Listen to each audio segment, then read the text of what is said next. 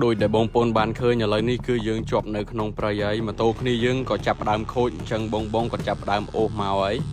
บงกดโคตรมาโตแต่กดโอมาตามนั่งจังนะไอ้ยังชี้ยืดเด้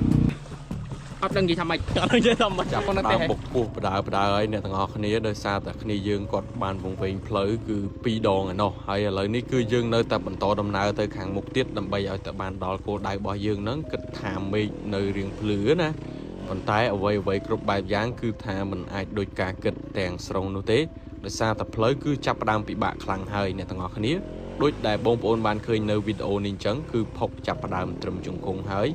ហើយនៅក្នុងវីដេអូដែលយើង record ហ្នឹងគឺថាអត់សូវពិបាកហ្មងទេដែលយើងមើលទៅគឺថាមានភាពងាយស្រួលខ្លះប៉ុន្តែបើសិនជាយើងជិះជាក់ស្ដែងគឺមានការលំបាកខ្លាំងណាស់បងប្អូនអើយគឺបែកញើសសស្រាក់តែម្ដង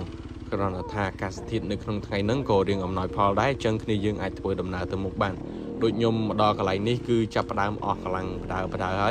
ើហើយទឹករបស់យើងក៏ចាប់ផ្ដើមអស់បដើដូចគ្នាដែរដោយសារតែយើងត្រូវការញ៉ាំជាតិទឹកចូលក្នុងខ្លួនច្រើនយើងក៏ធ្វើដំណើរបន្តទៅខាងមុខទៀតជាមួយនឹងផ្លូវដែលលំបាកបែបនេះដោយបងប្អូនឃើញបែបនេះអញ្ចឹងគឺផ្លូវនេះគឺថាចង់លេចកង់ម៉ូតូណាកង់ម៉ូតូត្រៃគឺធំដែរហើយមើលក្លុកនេះគឺថាជ្រៅមែនទែនហើយតាមក្លុកហ្នឹងមានកែបមានអីលោតពេញនឹងតែម្ដងដោយសារតែនៅតំបន់នេះគឺថាដូចបងប្អូនបានឃើញអញ្ចឹងគឺទឹកកន្លែងខ្លះនៅមានដុះស្លែណាអញ្ចឹងមានន័យថាផ្លូវនេះគឺអត់សូវមានអ្នកភូមិគាត់បានឆ្លងកាត់ទេដោយតែខ្ញុំបានសួរជួបជាមួយនឹងអ្នកដែលគាត់មករោអស់ឬក៏គាត់ចូលព្រៃនឹងដែលគាត់ជិះអាគោយន្តមកហ្នឹងគាត់ថាផ្លូវខ្លះគឺគាត់អត់ដែរឆ្លងកាត់ទេណាអ្នកទាំងអស់គ្នាទាំងដែលគាត់ហ្នឹងនៅតំបន់ហ្នឹងតែម្ដងអញ្ចឹងយើងចូលទៅនេះគឺថាយើងរៀងបថុយប្រឋានជាមួយនឹងការផ្សងព្រេងដែរដោយសារតែយើងទៅជាក្រុមហ្នឹងគឺថាមានភាគតិចមែនទែនដែលបងក៏ស្គាល់ផ្លូវហើយគាត់ក៏អត់សូវចាំច្បាស់ដែរដោយសារតែតំបន់ហ្នឹងមិនមែនជាតំបន់ដែលយើងធ្លាប់ឆ្លងកាត់ជាញឹកញាប់ទេអញ្ចឹងឥឡូវនេះគឺយើងមកដល់ចំណុចមួយនេះគឺថាពិបាកដីចាប់ផ្ដើមល្អិលឥឡូវយើងឆ្លងបានឧបសគ្គមួយហ្នឹងយើងបានមកដល់ទីនេះតែដូចបងប្អូនបានឃើញអញ្ចឹងគឺមួយចាប់ផ្ដើមអស់ខ្យល់ហើយខ្ញុំគិតថាផ្លូវនេះគឺថារៀងស្រួលណាប៉ុន្តែគឺអត់ស្រួលទេអ្នកទាំងអស់គ្នាដែលគាត់ធ្លាប់ជិះម៉ូតូត្រៃចូលព្រៃជ្រៅឬក៏គាត់ឆ្លងកាត់ផ្លូវបែបផុកអញ្ចឹងគាត់ប្រកាសជាដឹងហើយថាផុកដែលយើងមើលនៅក្នុងវីដេអូអីវាអត់សូវដូចយើងជួបផ្ទាល់ជាក់ស្ដែងណាឥឡូវនេះគឺខ្ញុំបានវង្វេងជាមួយនឹងបងមកដល់ផ្ទះខ្ទមមួយនេះនៅម្ដុំនេះខ្ញុំមើលទៅមានផ្ទះដូចជា3 4ដែរប៉ុន្តែគឺអត់មានអ្នកគេរស់នៅទេហើយនឹងចំការគេដូចជាមានដើមចេកហើយនឹងដើមល្ហុងខ្លះដែរប៉ុន្តែគឺអត់មានអ្នកគេនៅទាល់តែសោះហើយនៅតំបន់ហ្នឹងគឺថាដាច់ស្រយាលពីភូមិគេគឺឆ្ងាយហីនៅនេះបើយើងនិយាយទៅដូចនៅកណ្ដាលព្រៃបងប្អូនប៉ុន្តែមានស្រែគេនៅគៀននឹងដូចគ្នាអញ្ចឹងខ្ញុំគិតថាប្រហែលជាអាចនឹងមានបងប្អូនដែលគាត់មកមើលស្រែគាត់នឹងគាត់នៅចាំនៅនឹងដែរគ្រាន់តែថាគាត់អត់នៅជាប្រចាំទេគ្រាន់តែថាគាត់ធ្វើកន្លែងគាត់សម្រាប់សម្រាប់អីចឹងពេលថ្ងៃអញ្ចឹងណាហើយដូចនេះហ្គាយរបស់យើងចាប់ផ្ដើមជាប់អីដូចកន្លែងនេះអញ្ចឹងគាត់ចូលមកជាប់នៅកន្លែងហ្នឹងដោយសារនៅបរិវេណហ្នឹងគឺសុទ្ធតែមេឃឈើដែលគេកាប់ផ្ដួលណាអញ្ចឹងអត់មានដីទេយើងជិះនៅលើអាមេឃឈើដែលគេកាប់ហ្នឹងនៅហ្នឹងគឺថាពិបាកទៅមុខមែនទេដោយសារតែកង់ម៉ូតូយើងអត់សូវខំជាមួយនឹងអាមេឃដែលគេកាប់ហ្នឹងទេអញ្ចឹងឥឡូវនេះគឺហ្គាយគាត់ឡើងមករួចហើយនៅជាប់នេះគឺគាត់រៀងកម្លាំងដែរហើយគាត់នឹងនាំយើងទៅមុខទៀតប៉ុន្តែចាំមើលតិចទៀតបងប្អូននឹងបានឃើញពីទស្សនវិជ្ជាមួយនឹងទៀតហើយដូចចូលទៅក្នុងប្រឡោះនេះអញ្ចឹងគឺថាមេឃឈើហើយនឹងដើមឈើហ្នឹងគឺគ្របផ្សងខាងដូចយើងចូលទៅក្នុងរូងអីមួយណាអ្នកទាំងអស់គ្នាឥឡូវនៅក្រៅនេះយើងមើលឃើញពលឺអីច្បាស់ហើយចាំមើលតិចទៀតយើងចូលទៅក្នុងយើងនឹងបានឃើញអីអូខេឥឡូវនេះគឺខ្ញុំឲ្យគាត់ទៅមុនខ្ញុំនៅខាងក្រោយ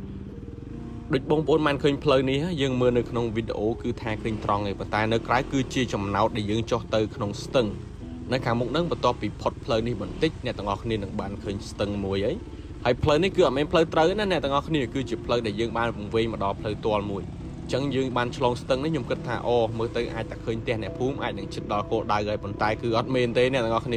គ្រាន់តែជាកន្លែងមួយដែលយើងមកដល់ហើយយើងនឹងបកក្រោយទៅវិញទៀតហើយដូចបងប្អូនបានឃើញអញ្ចឹងនេះគឺខ្ញុំបានឃើញផ្ទះគេខ្ញុំគិតថាអូប្រហែលជាមានកន្លែងគេលក់អីអញ្ចឹងណាមានទឹកមានអីញ៉ាំអញ្ចឹងទៅព្រោះអីខ្ញុំឃើញនៅហ្នឹងរឿងស្រឡះប៉ុន្តែនៅពេលដែលហ្គាយគាត់ទៅឆែកផ្លូវនៅខាងមុខហ្នឹងគឺថាអត់មានទេខ្ញុំជិះនេះអញ្ចឹងបងប្អូនឃើញគឺមានបាក់ដើមឈើកាត់ផ្លូវតែម្ដងហើយនៅកន្លែងហ្នឹងដែលខ្ញុំជិះហ្នឹងម៉ោងចាប់ផ្ដើមម៉ោង 4 អីហើយមើលទៅ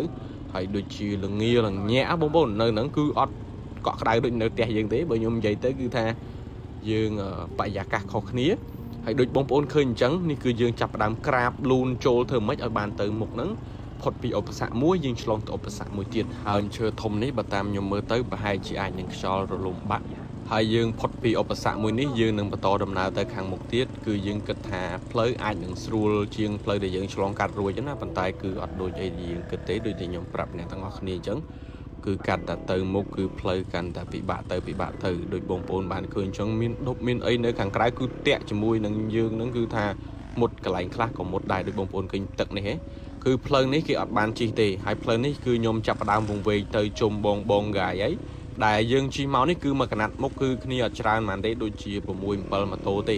េហើយពេលហ្នឹងគឺបងចាប់ផ្ដើមអស់ទឹកញ៉ាំហើយគឺខ្ញុំនៅសល់តែបន្តិចបន្តួចនៅក្នុងកាបូបរបស់ខ្ញុំទេអញ្ចឹងយើងនេះបានឃើញត្រីនៅហ្នឹងគឺថាមានត្រីមានអីទៀតណាអ្នកទាំងអស់គ្នាគឺអត់ដឹងតឡើងមកពីណាទេអាចនឹងភ្លៀងឡើងមកដូចកន្លែងនេះអញ្ចឹង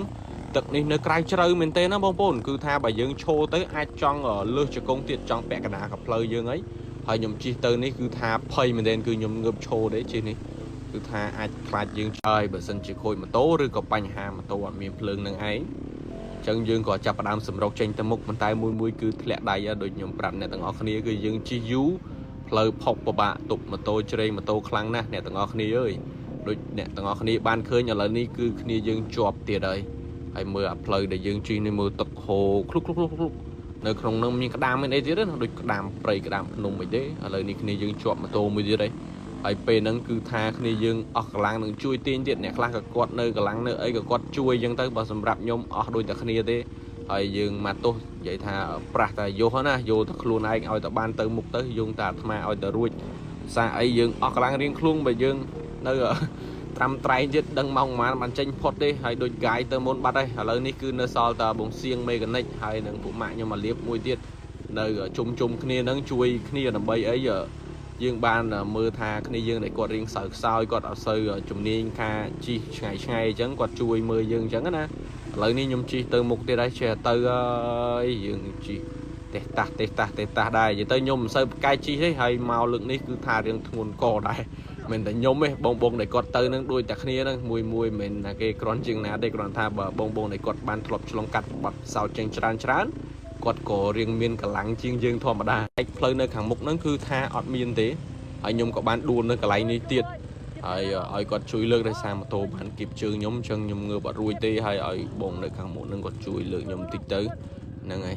ដោយសារតែពេលហ្នឹងគឺយើងចាប់ផ្ដើមរៀងធ្លាក់ដៃឯងបើដៃខ្ញុំចាប់អង្គយ៉ាម៉ូតូវិញចាប់ផ្ដើមរឹងណាអ្នកទាំងអស់គ្នាដោយសារយើងជិះចូលលំបាកថាកន្លះម៉ោង40នាទីអីគឺអត់មានឈប់ទេគឺថា direct តែម្ដងដូចបងប្អូនបានឃើញផុកនេះអញ្ចឹងគឺថានៅក្រៅពិបាកជិះខ្លាំងណាស់អ្នកទាំងអស់គ្នាសម្រាប់ខ្ញុំនៅចាំអារម្មណ៍មួយហ្នឹងគឺថាអត់ទាន់ភ្លេចទេហើយដូចបងប្អូនបានឃើញអញ្ចឹងអ្នកមើលប្រឡោះសងខាងហ្នឹងដូចជាផ្លូវដែលគេជិះអាគោយន្តហ្នឹងឆ្លងកាត់តាមហ្នឹងណាអញ្ចឹងនេះគឺជាមេឃឈើដែលគ្របសងខាងមើលទៅដូចជាសុបទ្រុបហើយនៅក្រៅគឺថាបែបហ្នឹងមែនហើយដូចបងប្អូនឃើញតែនេះព្រៃអត់សូវក្រាស់ប៉ុន្តែគឺសម្បូរអាទូចហ្នឹងអមពេញផ្លូវតែម្ដងហើយល្អិលទាំងអស់គ្នាពេលនេះគ្នាយើងគឺចាប់ផ្ដើមបកក្រោយឯងដោយសារទៅដល់ផ្លូវមុខមិញហ្នឹងគឺចាល់ស្ទឹងយើងអាចឆ្លងបានទេអញ្ចឹងមានតែបកក្រោយហ្នឹងហើយពេលដែលយើងមកដល់ក្រោយយើងក៏ឃើញគ្នាយើងហ្នឹងនៅមកកណាត់ខាងក្រោយទៀតដែលយើងបានវង្វេងផ្លូវដូចគ្នាដែលបងប្រុសគឺគាត់មកពីខាងនេះវិញហើយគ្នាយើងមកពីខាងនោះអញ្ចឹងយើងហេងដែរដោយសារយើងបានជួបគ្នានៅចំណុចប្រសពមួយហ្នឹងអញ្ចឹងយើងក៏បា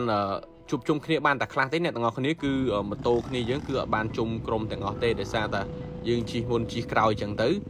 ឡូវនេះគឺយើងចាប់ផ្ដើមចេញដំណើរទៅទៀតហើយយើងសង្ឃឹមថាបានចេញផុតពីព្រៃនេះគឺទាន់នៅមេឃភ្លឺដោយសារអីគឺយើងអត់ចង់ជិះឲ្យដល់យប់ទេបើសិនជាយប់គឺគ្នាយើងពិបាកហើយដោយដែលបងប្អូនបានឃើញឥឡូវនេះគឺយើងជាប់នៅក្នុងព្រៃហើយម៉ូតូគ្នាយើងក៏ចាប់ផ្ដើមខូចអញ្ចឹងបងក៏ចាប់ផ្ដើមអូសមកហើយបងគាត់ខូចម៉ូតូទៅគាត់អូសមកតាមហ្នឹងអញ្ចឹងណាហើយយើងជិះយឺតទេអត់ដឹងនិយាយថាម៉េចអត់ដឹងនិយាយថាម៉េចប៉ុន្តែទេហ៎នៅពាន់ដំណាក់កាលនេះហើយគឺពួកយើងចាប់ផ្ដើមសម្រុកចេញទៅឲ្យបានផុតចេញពីព្រៃហ្នឹងគឺថាតនៅមេឃភ្លឺប៉ុន្តែគឺចេញអត់ផុតទេអ្នកទាំងអស់គ្នាអើយដោយសារតែបញ្ហាម៉ូតូខូចគ្នាយើងខ្លះគឺខ្សោយអាគុយហើយមួយទៀតពេលយប់គឺពិបាកជិះដូចបងប្អូនឃើញអញ្ចឹងគឺខ្ញុំពឹងទៅលើភ្លើងដែលបងគាត់មានភ្លើងភ្លឺនៅពីក្រោយហ្នឹងគាត់ជួយប្រចាំងឲ្យគ្នាយើងទេហើយម៉ូតូគ្នាយើងខ្លះគឺអត់មានភ្លើងច្រើនដែរហ្នឹងដូចខ្ញុំជិះអញ្ចឹងណាអ្នកទាំងអស់គ្នាឃើញនៅក្នុងវីដេអូនេះហ៎គឺថាបែបហ្នឹងឯងហើយផ្លូវខ្លះយើងត្រូវចុះបដើម៉ូតូហើយម៉ូតូខ្លះក៏ឆ្លងភ្លើងឆ្លងអីទៀតហើយយើងនៅតែបន្តដំណើរទៅមុខអញ្ចឹងមើលអត់សូវឃើញទេអ្នកទាំងអស់គ្នាជិះនេះគឺថាបនម៉ែបនឪបនព្រះហើយដល់វគ្គនេះហើយគឺថាធ្វើម៉េចឲ្យតែចេញដល់ផ្លូវគោលដៅរបស់យើងទេ ឥឡូវនេះគឺយើងនៅតែបន្តដំណើរទៅខាងមុខបែបនេះហើយមើលភ្លើងគឺព្រឹមបែបហ្នឹងបងប្អូនគឺងឹតឈឹងអត់មានមើលឃើញថាទិសខាងណាខាងណីទេឥឡូវនេះគឺយើងបានមកដល់គោលដៅហើយនៅម៉ោងវេលា 11 យប់អញ្ចឹងបងនៅកន្លែងគោលដៅរបស់យើងក៏បានរៀបចំមកហូបរួចរាល់អស់ហើយចាំតែយើងមកដល់ទេបានមកដល់គោលដៅហើយយើងដេកហើយប្រូឥឡូវម៉ោង 1 បាទគឺអត់តាមសម្រាប់ទេគឺ